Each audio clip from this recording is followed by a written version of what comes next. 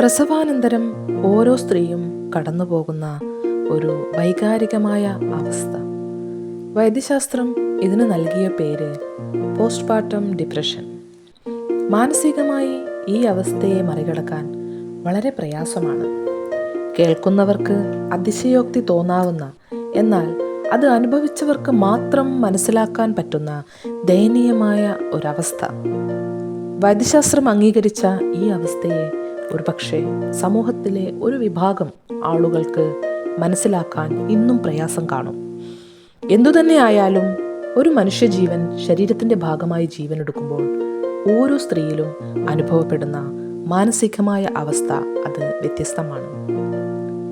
ഓരോ സ്ത്രീകൾക്കും ഗർഭാവസ്ഥയിൽ വ്യത്യസ്തമായ കഥകൾ ഉണ്ടാകും.